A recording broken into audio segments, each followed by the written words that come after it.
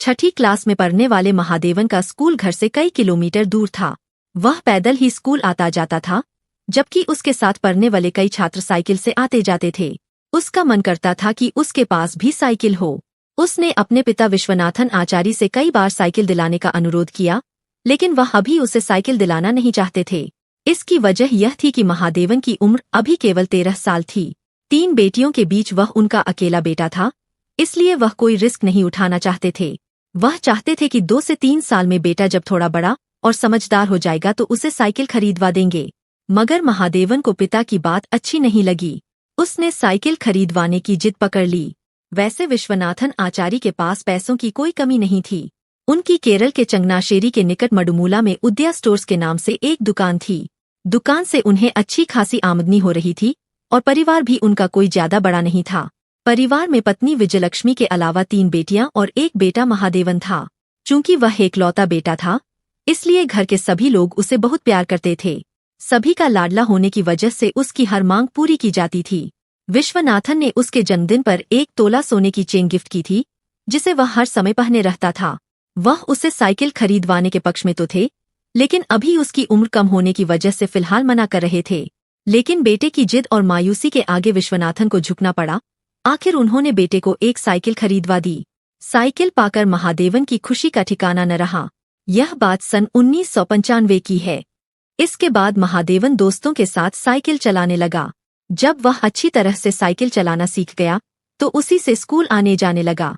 महादेवन 2 सितंबर 1995 को भी घर से साइकिल लेकर निकला था, लेकिन तब से आज तक वह वापस नहीं लौटा। दरअसल स्कूल से लौटने के कुछ समय बाद महादेवन साइकिल लेकर निकल गया। ऐसा वह रोजाना करता था और 1 से 2 घंटे में घर लौट आता था। उस दिन वह कई घंटे बाद भी घर नहीं लौटा तो माँ विजयलक्ष्मी को चिंता हुई। उन्होंने उसे उन जगहों पर जाकर देखा जहां वह साइकिल चलाता था। महादेवन नहीं मिला तो विजयलक्ष्मी ने दुकान पर बैठे पति के पास बेटे के गायब होने की खबर भिजवा दी। बेटे के घर न लौटने की बात सुनकर विश्वनाथन आचार्य दुकान से सीधे घर चले आए। उन्होंने बेटे को इधर उधर ढूंढना शुरू किया और उसके यार दोस्तों से पूछा, परंतु उन्हें बेटे के बारे में कहीं से कोई जानकारी नहीं मिली। एकलौते बेटे का कोई पता न चलने से माँ का रो रो कर बुरा हाल था। चारों तरफ से हताश होने के बाद विश्वनाथन पत्नी के साथ थाना चंगनाशेरी पहुंचे और थाना प्रभारी को बेटे के गुम होने की बात बताई। लेकिन थाना प्रभारी ने मामले को गंभीरता से नहीं लिया। उन्होंने बस उसकी गुमशुदगी दर्ज कर ली। थाने में बच्चे के गुम होने की सूचना दर्ज कराने के बाद भी आचार्य अपने स्तर से बेटे को ढूंढते रहे। काफी खोजने के बाद भी उनके हाथ निराशा ही लगी। बच्चे के गायब होने के 4 से 5 दिनों बाद आचार्य के घर पर एक चिट्ठी आई। चिट्ठी पढ़कर वह सन्न रह गए। उस चिट्ठी में लिखा था, तुम्हारा बेटा महादेवन हमारे कब्जे में है। अगर तुम्हें वह जिंदा चाहिए तो मोटी रकम का इंतजाम कर लो। पैसे पहुंचाने के लिए चिट्ठी में एक पता लिखा था। आचार्य बेटे के लिए कुछ भी करने को तैयार थे। उन्होंने तय कर लिया कि अपहर्ता उनसे चाहे जितने पैसे ले ले, लेकिन उन्हें बेटा सही सलामत मिले। मामला कहीं उल्टा न हो जाए, इसलिए उन्होंने चिट्ठी वाली बात पुलिस को नहीं बताई। पैसे इकट्ठे करने के बाद वह अकेले ही चिट्ठी में दिए पते पर नियत समय पर पहुंच गए। जिस कलर के कपड़े पहने हुए व्यक्ति को पैसे सौंपने की बात पत्र में लिखी थी, उस कलर के कपड़े पहने वहां कोई भी नहीं दिखा। आचार्य ने चारों तरफ नजरें घुमाकर देखा, फिर भी उन्हें उस रंग के कपड़े पहने कोई शख्स नहीं दिखा। उन्होंने वहां कुछ देर इंतजार किया। इसके बाद भी उस कलर के कपड़े पहने कोई शख्स नहीं आया तो वह निराश होकर घर लौट आए। फिर आचार्य ने अगले दिन अपहर्ताओं द्वारा भेजी गई चिट्ठी के बारे में पुलिस को बता दिया। पत्र से पुलिस को भी यकीन हो गया कि महादेवन का किसी ने पैसों के लिए अपहरण किया है। पत्र द्वारा पुलिस ने अपहर्ताओं तक पहुंचने की कोशिश की, लेकिन सफलता नहीं मिली। इधर उधर हाथ मारने के बाद पुलिस को कामयाबी नहीं मिली तो उसने इस संवेदनशील मामले को ठंडे बस्ते में डाल दिया। आचार्य थाने के चक्कर लगाते रहे, लेकिन पुलिस ने उनकी बातें पर तवज्जो नहीं दी। 13 वर्षीय महादेवन को घर से गए हुए महीने साल बीत गए। बेटे की याद में रोते रोते विजयलक्ष्मी की आंखों के आंसू सूख चुके थे तो पुलिस अधिकारियों के पास चक्कर लगाते लगाते आचार्य के जूते घिस चुके थे। इसके बाद भी आचार्य ने हिम्मत नहीं हारी। वह बेटे को खोजने का दबाव पुलिस पर बनाए रहे। आचार्य को जब लगा कि पुलिस बेटे को ढूंढने में कोई दिलचस्पी नहीं दिखा रही तो उन्होंने उच्च न्यायालय की शरण ली। हाई कोर्ट ने इस मामले को गंभीरता से लिया और इस केस की जांच क्राइम ब्रांच से कराने के आदेश दिए। हाई कोर्ट के आदेश पर क्राइम ब्रांच के एडीजीपी विल्सन एम पॉल ने पुलिस अधीक्षक के जी साइमन के नेतृत्व में एक जांच टीम बनाई। इस टीम में एसआई के एफ जोब, एबी पोन्यम, नंगराज आदि को शामिल किया गया। इसके बाद क्राइम ब्रांच ने महादेवन के रहस्यमय तरीके से गायब होने की तफ्तीश शुरू की। चूंकि उसको गायब हुए कई साल बीत चुके थे, इसलिए काफी मशक्कत के बाद भी क्राइम ब्रांच को ऐसा कोई सूत्र नहीं मिल सका जिससे पता चल सकता कि महादेवन कहाँ गया था। अपने एकलौते बेटे के गम में विश्वनाथन आचार्य की हालत ऐसी हो गई थी कि सन 2006 में उन्होंने दम तोड़ दिया। 54 साल की उम्र में पति के गुजर जाने के बाद विजयलक्ष्मी के ऊपर दुखों का पहाड़ टूट पड़ा। बेटे के गम में वह पहले से ही काफी कमजोर हो गई थी। बाद में उसकी भी तबीयत खराब रहने लगी और सन 2009 में उसने भी दम तोड़ दिया। महादेवन को गायब हुए 14 साल हो चुके थे। उसकी चिंता में माँ बाप चल बसे थे और जो 3 बहनें थीं, वे भी भाई के गम में अक्सर रोती रहती थीं। उधर क्राइम ब्रांच के लिए यह केस एक चुनौती के रूप में था। क्राइम ब्रांच ने एक बार फिर केस की जांच महादेवन के घर से ही शुरू की। इस बार क्राइम ब्रांच की टीम ने यह जानने की कोशिश की कि आचार्य की किसी से कोई दुश्मनी तो नहीं थी। फिर यह पता लगाया कि महादेवन जब साइकिल लेकर घर से निकला था तो उसके साथ कौन था। इस बारे में टीम ने उसके दोस्तों और मोहल्ले के लोगों से भी बात की। इस पर मोहल्ले के कुछ लोगों ने बताया कि उस दिन महादेवन को हरि कुमार की साइकिल की दुकान पर देखा गया था। इस बात की पुष्टि महादेवन की दुकान पर काम करने वाले एक युवक ने भी की। इससे क्राइम ब्रांच के शक की सुई हरि कुमार की तरफ घूम गई। हरि कुमार की मडुमूला जंक्शन के पास साइकिल रिपेयरिंग की दुकान थी। क्राइम ब्रांच टीम ने पूछताछ के लिए हरि कुमार को बुलवा लिया, लेकिन उसने टीम को यही बताया कि महादेवन अपनी साइकिल ठीक कराने अक्सर उसकी दुकान पर आता रहता था। उस दिन भी उसकी साइकिल खराब हो गई थी। साइकिल ठीक कराकर वह उसके यहाँ से चला गया था। पुलिस टीम को लग रहा था कि हरि कुमार सही बात नहीं बता रहा था, लिहाजा उस दिन उसे हिदायत देकर छोड़ दिया। इसी बीच टीम ने हरि कुमार की लिखावट का नमूना ले लिया था। आचार्य के पास फिरौती का जो लेटर आया था वह पुलिस फाइल में लगा हुआ था। क्राइम ब्रांच ने उस पत्र की राइटिंग और हरि कुमार की राइटिंग को जांच के लिए फोरेंसिक लैबोरेटरी भेजा। फोरेंसिक जांच में दोनों राइटिंग एक ही व्यक्ति की पाई गईं। इससे स्पष्ट हो गया कि आचार्य के पास फिरौती का जो पत्र आया था वह हरि कुमार ने ही भेजा था।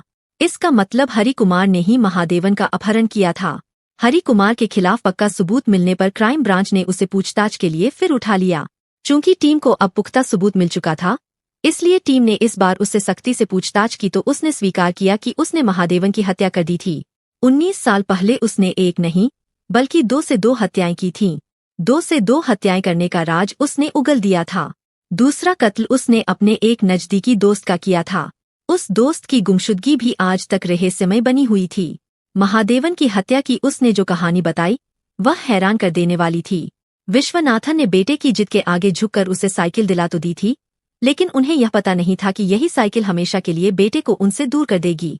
महादेवन की मुराद पूरी हो चुकी थी, इसलिए वह फूला नहीं समा रहा था। स्कूल भी वह साइकिल से ही आने जाने लगा। इसके अलावा स्कूल से लौटने के बाद वह यार दोस्तों के साथ साइकिल चलाता था। मडुमूला जंक्शन के पास हरि कुमार की साइकिल रिपेयरिंग की दुकान थी। जब कभी महादेवन की साइकिल खराब होती, वह हरि कुमार की दुकान पर जाकर ठीक कराता था। महादेवन एक खाते पीते परिवार से था। वह हर समय गले में सोने की चेन पहने रहता था, जबकि हरि कुमार आर्थिक परेशानी झेल रहा था। साइकिल रिपेयरिंग की दुकान से उसे कोई खास आमदनी नहीं होती थी। 13 साल के महादेवन के गले में सोने की चेन देखकर हरि कुमार के मन में लालच आ गया। उस पर अपना विश्वास जमाने के लिए हरि कुमार उससे बड़े प्यार से बात करनी शुरू कर दी। 2 सितंबर 1995 को स्कूल से घर लौटने के बाद महादेवन ने खाना खाया और साइकिल लेकर घर से निकल गया। ऐसा वह रोजाना करता था और 1 से 2 घंटे बाद लौट आता था। उस दिन घर से निकलने के बाद महादेवन की साइकिल खराब हो गई। वह साइकिल ठीक कराने हरि कुमार की दुकान पर गया।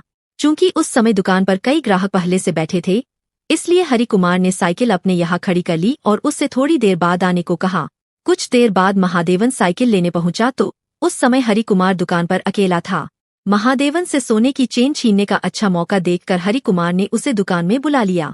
जैसे ही महादेवन दुकान में घुसा, हरि कुमार ने उसके गले से चेन निकालने की कोशिश की। महादेवन ने इसका विरोध किया और चीखने लगा। तभी हरि कुमार ने दुकान बंद कर दी और उसका गला दबाने लगा। गले पर दबाव बढ़ा तो महादेवन का दम घुटने लगा। कुछ ही पलों में दम घुटने से उस बच्चे की मौत हो गई।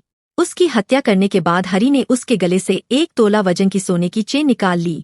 उसका मकसद पूरा हो चुका था। अब उसके सामने समस्या लाश को ठिकाने लगाने की थी। इसके लिए उसने अपने दोस्त कोनारी सली और साले प्रमोद को दुकान पर ही बुला लिया।